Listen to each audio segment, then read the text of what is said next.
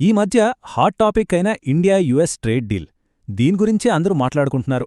మరి ఈ ఒప్పందం మనకు నిజంగా వరమా లేక ఇందులో ఏమైనా మెలికలున్నాయా? పదండి అసలు సంగతేంటో చూద్దాం. ఈ డీల్ వల్ల ఇండియాకు ఎంత పెద్ద ఎక్స్పోర్ట్ అవకాశం రాబోతుందో తెలుసా? ఏకంగా $30 ట్రిలియన్. అవును, విన్నది కరెక్టే. ప్రభుత్వం చెప్తున్న ఈ నంబర్ చూస్తుంటే మన ఎకానమీకి ఇది ఎంత పెద్ద బూస్ట్ ఇస్తుందో అర్థం చేసుకోవచ్చు. ఇది మామూలు విషయం కాదు.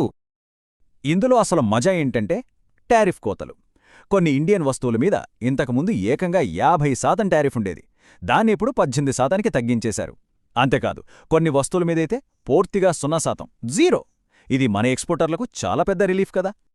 అయితే అంతా బానే ఉంది కదా, కానీ అసలు కథ ఇక్కడే మొదలవుతుంది. ఈ ఒప్పందం పైకి కనిపించినంత సింపుల్గా ఉందా, లేక దీని వెనకాల మనకు తెలియని కండీషన్స్ ఏమైనా పెట్టారా? కొంచెం లోతుగా చూస్తేనే అస్సలు విషయం బయటపడుతుంది. సరే, ముందుగా మంచి విషయాల గురించే మాట్లాడుకుందాం. ఈ డీల్ వల్ల మన కలిగే లాభాలేంటి? ఏ సెక్టార్లకిది జాక్పాట్ లాంటిదో చూద్దాం. చూడండి, అందరికంటే ఎక్కువగా లాభపడేది మన టెక్స్టైల్, అపారెల్ సెక్టర్. ఆ తర్వాత లెదర్, జెమ్స్ అండ్ జ్యువెలరీ, బొమ్మలు, ఇలా చాలా రంగాలకు ఇది పెద్ద బూస్ట్ అన్నమాట.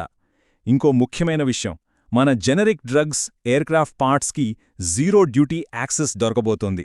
అంటే ఈ సెక్టార్ల నుంచి కూడా ఎక్స్పోర్ట్స్ ఓ రేంజ్లో పెరిగిపోతాయన్నమాట. ఈ టేబుల్ చూస్తే మనకు ఇంకా క్లియర్గా అర్థమవుతుంది. టెక్స్టైల్, లెదర్, టాయ్స్ లాంటి మెయిన్ సెక్టార్స్పై టారిఫ్ని ఏకంగా 50% నుంచి 18%కి దించేశారు.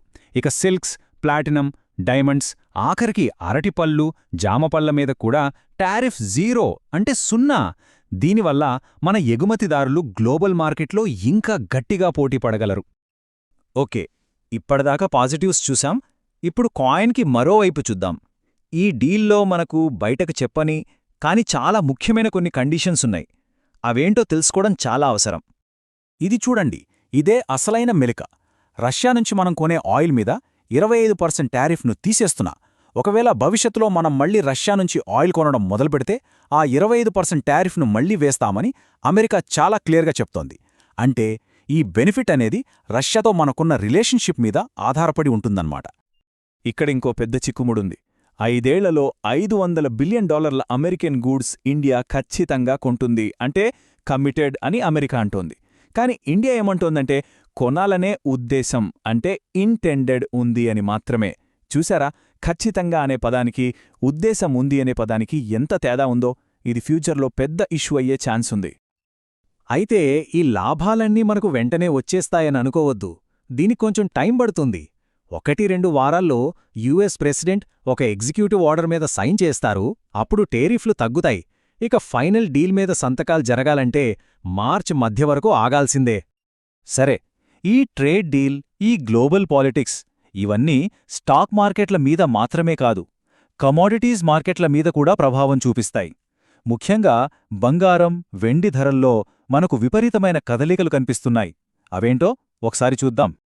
జస్ట్ ఒక్కరోజులో శుక్రవారం నాడు వెండి ధర ఏకంగా 10% పెరిగింది. ఇది నమ్మలేని విషయం.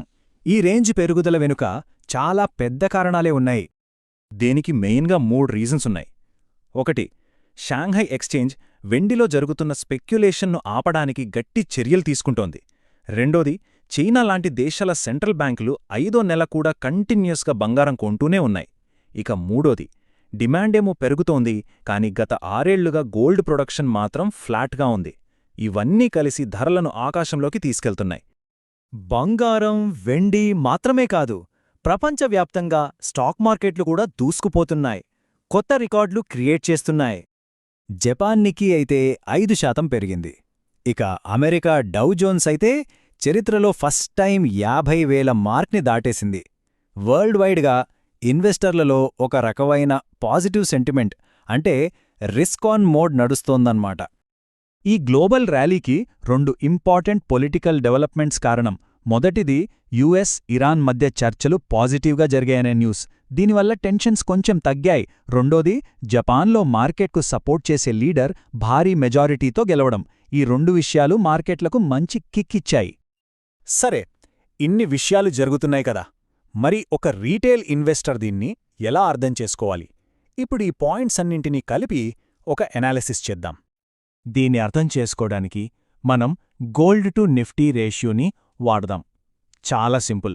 ఒక ఔన్సు బంగారంతో మనం నిఫ్టీ 50 ఇండెక్స్లో ఎన్ని యూనిట్లు కొనగలం అని చెప్పేదే ఈ రేషియో. ఈ చార్ట్ చూడండి. హిస్టారికల్గా ఈ రేషియో యావరేజ్ 4.2, కాని ఇప్పుడెంతుందో తెలుసా? 7.0. దీని అర్థమేంటి? బంగారం స్టాక్స్తో పోలిస్తే చాలా ఖరీదుగా ఉంది. మరోలా చెప్పాలంటే స్టాక్స్ రిలేటివ్గా చీప్గా ఉన్నాయనే అనుకోవచ్చు. సో ఫైనల్గా మనం అర్థం చేసుకోవాల్సింది ఇదే. ఒకవైపు ఇండియా యుఎస్ డీల్, గ్లోబల్ మార్కెట్ల ర్యాలీ, ఎఫ్ఐఐలు మళ్లీ డబ్బులు పెట్టడం, ఇవన్నీ మార్కెట్కు చాలా పాజిటివ్. మరోవైపు డీల్లో దాగి ఉన్న కండీషన్స్, చాలా ఎక్కువగా ఉన్న గోల్డ్ టు నిఫ్టీ రేషియో, ఇవి కొంచెం జాగ్రత్తగా ఉండమని మనల్ని హెచ్చరిస్తున్నాయి. సో మన ముందు ఒక చారిత్రాత్మకమైన ఒప్పందం ఉంది, కానే దాని వెనకాల కొన్ని రిస్కులు కూడా ఉన్నాయి. మరి ఈ పరిస్థితుల్లో ఇండియన్ మార్కెట్ ఒక పెద్ద బ్రేకౌట్కి సిద్ధంగా ఉందా, లేక ఇన్వెస్టర్లు కాస్త జాగ్రత్తగా ఉండాల్సిన సమయమా? ఇది ఆలోచించాల్సిన విషయమే.